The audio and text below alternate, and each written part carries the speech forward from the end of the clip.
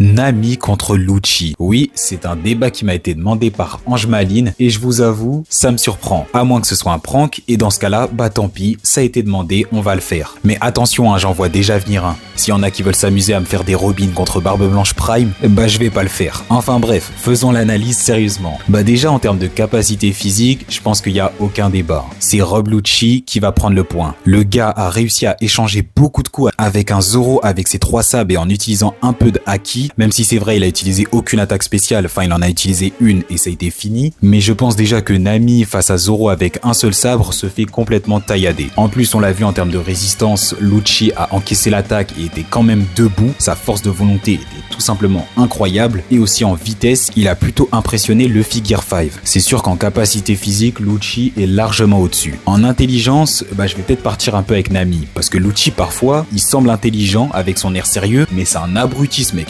Surtout quand il est face à Luffy ou un membre de l'équipage au chapeau de paille. Alors que Nami arrive à faire parfois de bonnes stratégies, à prendre de bonnes décisions et était, si je me souviens bien, la 3e personne la plus intelligente de East Blue. Par contre, l'intelligence de combat, il n'y a encore aucun débat que c'est Lucci. Le mec a complètement vécu dans le combat. Depuis tout petit, il appartient au gouvernement mondial et on l'a vu, c'est un maître en arts martiaux et en combat. En termes de capacité, là encore, ce sera Lucci. C'est vrai que Nami a son bâton climatique et a Zeus et Lucci en a beaucoup plus. Il a les 6 pouvoirs, ce qui lui donne donc 6 pouvoirs. En plus de ça, Lucci a le fruit du Neko Nekonomi modèle léopard, évidemment qui lui donne 3 formes et des capacités physiques largement supérieures qu'en forme de base. Et en plus, il a éveillé son fruit, ce qui lui donne une vitesse monstrueuse. Et enfin, en termes de haki, là encore, c'est Lucci. Nami nous a montré aucune démonstration de haki, tandis que Lucci a un très bon haki de l'observation et un très bon haki de l'armement, capable de contrer des attaques de Zoro avec ses épées. Mais alors, qui gagne entre les deux? C'est évidemment une victoire de Rob Lucci sans aucune difficulté. Dites-moi ce que vous en pensez en commentaire et n'oubliez pas,